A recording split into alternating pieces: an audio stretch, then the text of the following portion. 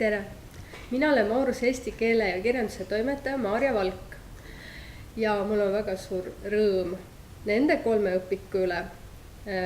Üks on neist täiesti trükisoe ja neid õpikuid ühendab see, et kõigi nende autor on Eesti kirjanik ja tõlkija ja toimetaja Jan Kaus.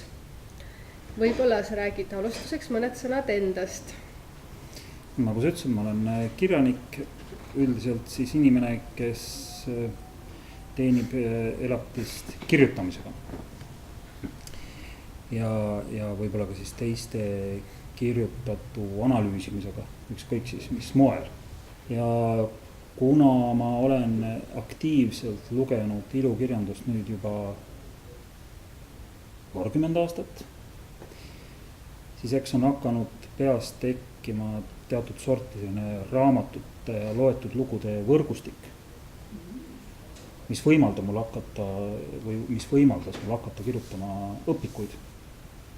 Üks asi, mis mulle tundub, on sinu õpikutes alati hästi oluline, et sa kutsud õpilast endaga kaasa mõtlema, et sa ei anna mingit etteantud valemit, et nüüd on selline fakt, ilmus selline raamat, seal on sellised stiilielemendid, selline süžee, aga sa annad sellele mingisuguse, no küll ikkagi suhteliselt objektiivse, neutraalse, aga ikkagi mingi vaatepunkti ja tegelikult need õpikud kutsuvad väga palju õpilast, ka õpetajad kaasa mõtlema, arutama, andma sellele tekstile oma hinnangu, mis tegelikult ongi ju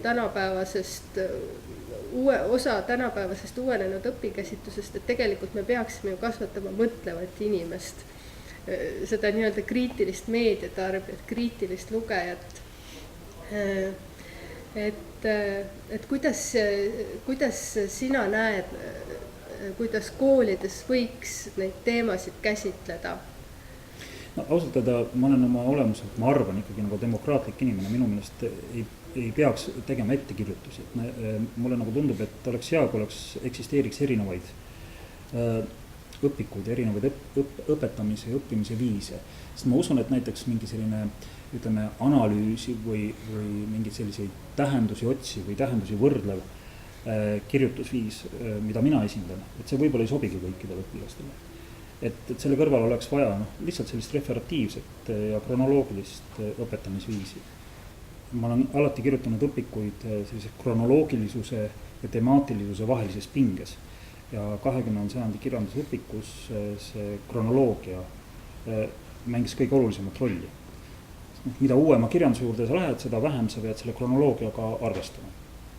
Ja ausalt öelda, nüüd see kõige uuem õpik kirjandusühiskond, seal ma ei arvestanud kronoloogiaga enam peaaegu üldse, sellepärast et ma hüppan seal vastavalt teemadele ajas, ma ei tea, sajandeid, aastatuhandeid, kui tahan.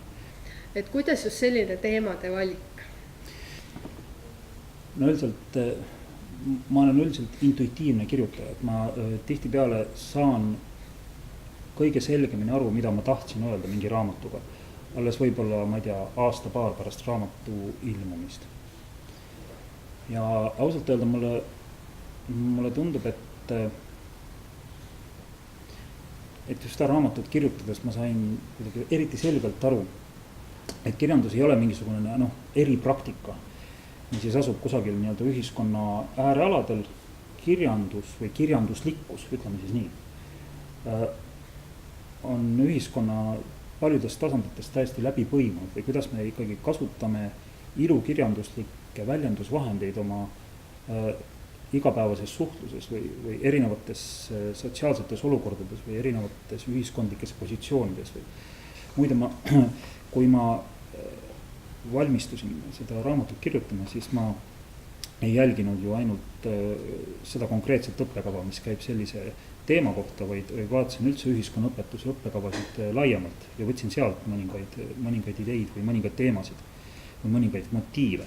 Kuidas sina määratled kirjanduse ajatust, et kas kirjandustekstil on oluline, et ta on ajatu või on mõnel juhul ka tähtis just see, et ta kõneleks omas ajas ja kas selline kirjandus võiks jääda püsima? No kindlasti ma arvan, hea kirjandusteos on ühtaegu esindab oma ajastut, või ühesõnaga kuidagi peegeldab oma ajastut, aga sisaldab ka midagi ajatut. See määratleb head kirjandusteost, mitte üldistada. Ja noh, näiteks minul endal kirjanikuna tihtipeale on olnud see tunne, et ma olen tundnud mingit imelikku süütunnet, mõeldes, et kui palju on head kirjandust maailmas ja milleks püüda seda nagu juurde toota. Et äkki tänapäeva kirjaniku ülesanne oleks nagu vaikida igaveseks ja lihtsalt lugeda seda, mida on juba kirjutatud, sest seda on niigi väga palju. Mitte ükski inimene ei jõua lugeda läbi murdosagi sellest heast kirjandusest, mida on juba kirjutatud. Ja siis ma nagu sain aru, et tegelikult on vaja kirjandust jätkata, sest on vaja jagada mingi väga kindla aja ja väga kindla ruumi kogemusi. Kuidas on elada näiteks 21. sajandi Eestis.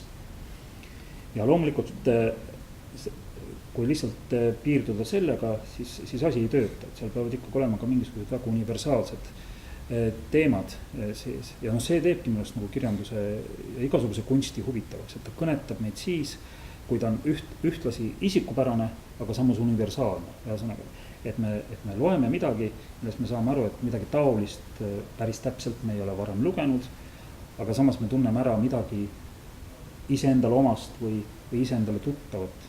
Et iga inimene, eks ju, tunneb üksindust, tunneb surmahirmu, igatseb mõistmist, igatseb armastust. Ja need teemad korduvad põhimõtteliselt kirjandusteostes. Nende juurde tullakse kogu aeg tagasi. Just neid asju, kõige sügavamad asju pidevalt kirjutatakse üle. Väljendatakse erinevates kohtades, erinevatel viisidel. Ja see on millest nagu huvitav. Suur aitäh, Jan, et leidsid aega täna siia tulla, meiega rääkida. Suur aitäh, et sa toimetasid neid. Ja, aitäh kuulamast.